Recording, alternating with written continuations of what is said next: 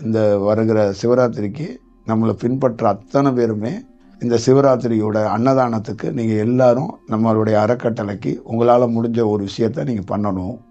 அது எல்லாரும் செய்யணும் அப்படிங்கிறத நான் உறுதியாக சொல்கிறேன். திருவண்ணாமலையில் நம்ம காலை மதியம் இரவு அன்னைக்கு சிவராத்திரி அன்னைக்கு தனியாக ஒரு அன்னதானம், அன்னைக்கு நம்ம எப்படி உணவு திருவிழா வச்சுருந்தோமோ அதே மாதிரி ஒரு வடிவத்தில் அங்கே கொடுக்கப்பட போகுது.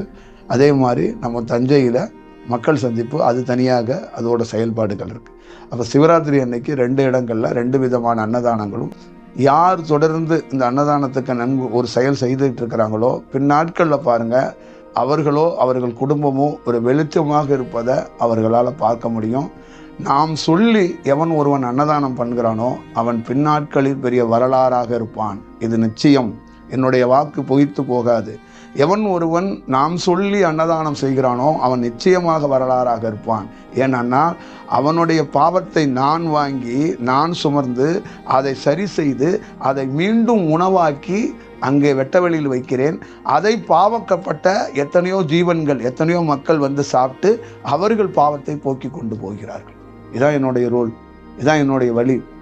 அறக்கட்டளை தொடங்கி அதில் பெரிய தொகையை சேமித்து வைத்து நான் ராஜாவாக செல்வந்தராக இருப்பதற்கு வரவில்லை. அதனால் ஒட்டுமொத்தமாக என்னை பின்பற்றுவோர்கள் அனைவர்களும் இந்த அன்னதானத்துக்கு இந்த முறை எல்லோருமே தன்னுடைய பணியை அளிக்க வேண்டும். அதே மாதிரி வெட்டவெளி இருப்பிடத்துக்கு உனக்கு எப்பொழுதெல்லாம் உனக்கு தோணும் போது நீ வெட்டவெளி இருப்பிடத்துக்கு அளிக்கும் போது நீயே ஒரு வெளிச்சமாக மாறுவாய் என்பதை புரிந்து கொள். இது ஒரு வற்றாத ஒரு ஜீவன். எது இந்த இந்த வெட்டவெளி இருப்பிடம் அன்னதான கூடம் என்பது. அப்பொழுது உன்னுடைய பாவத்தையும் உன்னுடைய சூழலையும் போக்கிக் கொள்வதற்கு யாம் தோற்றி வைத்த ஒரு புனிதமான இடம். வெறும் அன்னதானம் பண்ணுற இடம் கிடையாது, அதுக்குள்ள ஆயிரம் ரகசியம் இருக்கிறது. ஒரு நாள் நீ அதை தனியாக நின்று கவனித்து பார், அப்பொழுது உனக்கு தெரியும். இந்த முறை உணவு எல்லாரும் சேர்ந்து கொடுக்கணும். அது ஆத்மார்த்தமாக செய். நீயே வெளிச்சம், நாளைக்கு நீயே வரலாறு.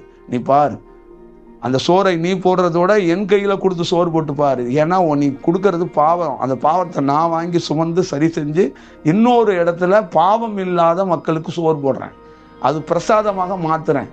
நீ சோறு போட்டால் அது சோறு அன்னதானம், நான் கொடுத்தா அது பிரசாதம். ஏன்னா எனக்குள்ள இருப்பது சாமி, இது இல்லை அலைவரிசை, எரிக்கக்கூடியது, சுத்தம் செய்யக்கூடியது, ஒரு நல்ல தன்மையை உருவாக்கும், மக்களை ஒரு வெளிச்சமாக மாற்றுவது தான் இந்த வெட்டவெளியோட வேலை. மாற்றிக்கொள்ளுங்கள்.